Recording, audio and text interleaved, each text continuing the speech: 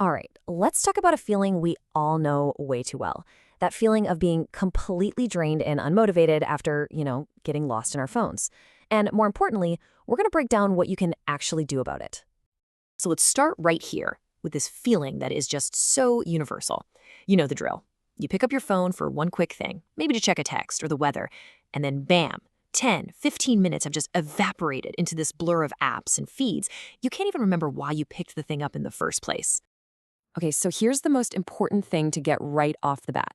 This isn't some personal failure. It's not a sign that you're lazy or that you lack willpower. No, it is a biological response.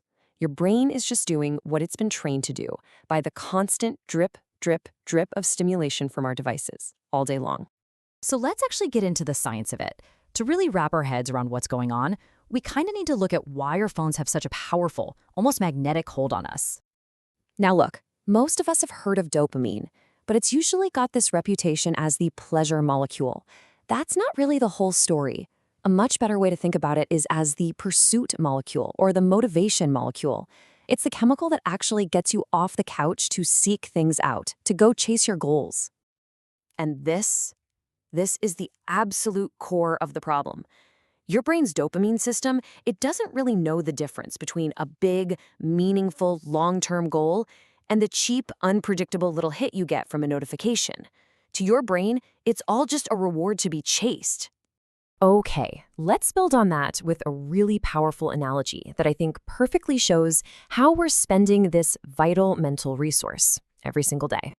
I want you to just imagine that every morning you wake up with a set amount of motivation and focus.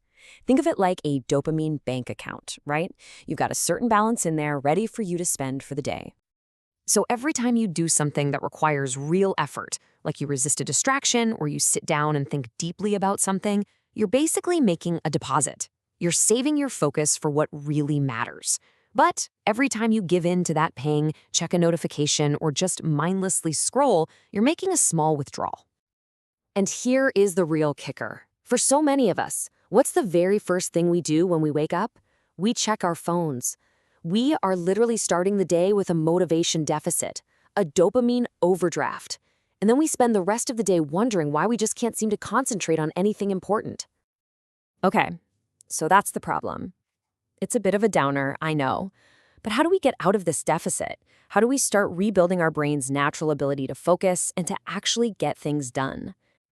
And listen, the answer isn't to go throw your phone in a lake or go on some extreme, unrealistic digital detox. No, the real sustainable fix is all about restoring contrast. It's about reteaching your brain to value the deep, lasting satisfaction of focused work over the cheap, constant hits of easy stimulation. And here are 3 simple, super practical steps you can take. First, just delay that first dopamine hit of the day. Wait 30 minutes in the morning before you touch your phone. See what happens. Second, create some boundaries. Set up some no-scroll zones in your day. And third, try a simple one-day reset. This isn't about being perfect. It's just about reminding your brain what a state of calm and focus actually feels like. You would be absolutely amazed at what a single day of this can do. In the morning, you're just letting your mind wake up naturally, without that immediate jolt from your phone. By noon, you might start to feel this sense of clarity that you haven't felt in a long, long time. And this isn't magic. It's just your baseline dopamine levels finally getting a chance to recover. And that brings us to the real payoff, because this isn't just about being more productive at work. It's about what you gain when you intentionally reclaim these moments of quiet, these moments of stillness in your life. Because really, the biggest cost of being constantly connected isn't just the time we lose scrolling, it's what it makes us forget. It's the essential human skills that we just stop practicing when our brains are always occupied with something else. We end up trading the quiet space we need for deep thought for just a constant stream of noise. We unlearn how to be bored, which, by the way, is a state that is absolutely crucial for creativity. And maybe the most important thing of all, we lose the ability to just find contentment in being present, without needing that next digital hit to feel okay. So the crucial idea to take away from all of this is right here on the screen. Focus, drive, motivation, these aren't things you just go out and find one day.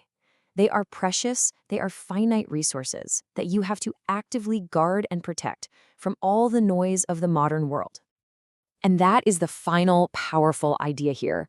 This is not about some massive, painful life overhaul. It's about the small, intentional choices we make every day to protect our attention. Because those tiny tweaks, they can lead to a massive return in clarity, in focus, and in genuine satisfaction. So the real question isn't just what tweak you're going to make, but what are you going to do with all that focus you get back?